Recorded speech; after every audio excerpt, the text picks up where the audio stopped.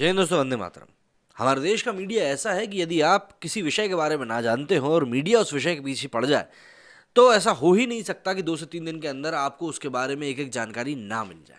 कुछ ऐसा ही हुआ था पेगासस सॉफ्टवेयर के साथ। पेगासस सॉफ्टवेयर जो कि जासूसी के लिए जाना जाता है, उस सॉफ्टवेयर को लेकर भारत के ऊपर ये आरोप लगे थे कि भारत ने भी इस सॉफ्टवेयर का उपयोग किया है और कई सारे लोगों की जासूसी करी है। हालांकि भारत सरकार ने और भारत बीजेपी के जो नेता हैं उन सभी ने इसको लगातार खंडन किया था कि भाई ऐसा कोई काम नहीं किया है हमने, ऐसी कोई बात नहीं है, ये सिर्फ विपक्षी साजिश है और तरह तरह की बातें जो होती रहती हैं उन सभी बातों को किया था। लेकिन अब न्यूयॉर्क टाइम्स ने इस बात को लेकर एक और बड़ा खुलासा किया है, जिसमें कि भारत सरकार का पेगासस खरीदने वाली बात का एक बार फिर से जिक्र हुआ है। भारत सरकार ने 2017 में इजरायली कंपनी एनएसओ ग्रुप से जासूसी सॉफ्टवेयर पेगासस खरीदा था। इस सॉफ्टवेयर को 5 साल पहले की गई $2 बिलियन की डिफेंस डील में खरीदा गया था। इसी डिफेंस डील में भारत ने एक मिसाइल सिस्टम और कुछ हथियार भी खरीदे थे। इस बात का खुलासा अमेरिकी अखबार न्यूयॉर्क टाइम्स की रिपोर्ट में हुआ है। साल भर की लंबी जांच के बाद अखबार ने बताया है कि अमेरिकी जांच agency federal bureau of investigation ने यह सॉफ्टवेयर खरीदा था। एफबीआई ने घरेलू निगरानियों के लिए सालों तक इनकी टेस्टिंग भी करी है, लेकिन पिछले साल इसका इस्तेमाल नहीं करने का फैसला किया गया। रिपोर्ट में बताया गया है कि ऐसे दुनिया भर में स्पाईवेयर का इस्तेमाल किया गया। मेक्सिको सरकार ने पत्रकारों और विरोधियों के खिलाफ तो सऊदी ने शाही परिवार के आलोचक रहे पत्रकार जमाल खशोगी और उनके सहयोगियों के खिलाफ इसका इस्तेमाल किया। इजरायली रक्षा मंत्रालय ने पोलैंड, हंगरी और भारत जैसे कई देशों में पेगासस के इस्तेमाल की मंजूरी दी थी। प्रधानमंत्री नरेंद्र मोदी 2017 में इजरायल पहुंचे थे। इजरायल का दौरा करने वाले वे पहले प्रधानमंत्री थे। इस दौरान दुनिया भर में ये संदेश गया था कि भारत अब इजरायल को लेकर अपने रुख को बदल सकता है और बदलाव ला भी रहा है। इसी दौरान दोनों देशों के बीच $2 बिलियन की डिफेंस डील हुई थी, जिसमें पेगासस भी शामिल था। पीएम मोदी के दौरे के कुछ महीनों बाद ही बेंजामिन नेतन्याहू भी भारत आए थे। इसके बाद 2019 में भारत ने संयुक्त राष्ट्र की आर्थिक और सामाजिक परिषद में इजरायल के समर्थन में वोट दिया था। यह पहली बार था जब भारत इजरायल को फिलिस्तीन पर तरजीह दे रहा था। मीडिया समूह के एक ग्लोबल ग्रुप ने जुलाई 2021 में यह खुलासा किया था कि दुनिया भर की कई सरकारों ने विरोधियों और पत्रकारों की जासूसी करने के लिए स्पाईवेयर का इस्तेमाल किया था।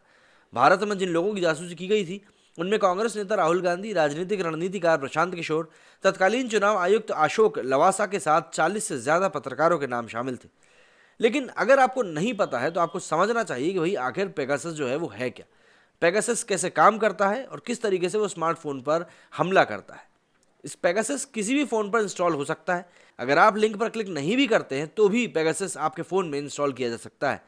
उसके बाद ही एसएमएस, व्हाट्सएप, आई मैसेजेस या फिर अन्य तरीकों से आपके मैसेज आपके मोबाइल की जासूसी करता है। क्षमता की बात करें तो इंस्टॉल होने के बाद पेगासस डिवाइस से जानकारी चुराता है और अटैकर तक पहुंचाता रहता है। जानकारियों के लिए इसमें SMS, email, WhatsApp chat, photos, videos, microphone active रहता है पूरे टाइम। मतलब आप जो भी कुछ बोलेंगे वो सब अटैकर सुन सकता है। कैलेंडर, कॉन्टैक्ट्स, आपके जीपीएस डेटा, मतलब आप कहाँ जा रहे हैं, क्या कर रहे हैं, कॉल रिकॉर्डिंग्स अपने आप होके जाती रहती है और कैमरा भी इसका पूरे टाइम एक्टिव रहता है। पेगासस एक ऐसा स्पाईवेयर है, स्पाईवेयर यानी जासूसी या निगरानी के लिए इस्तेमाल होने वाला सॉफ्टवेयर, जिसके जरिए किसी फ़ोन को हैक किया जाता है। हैक करने के बाद उस फ़ोन का कैमरा, माइक, सभी कुछ उसके अंडर में चला जाता है, अटैकर के अंडर में। और इस स्पाईवेयर को इजरायली कंपनी के एनएसओ ग्रुप ने बनाया है।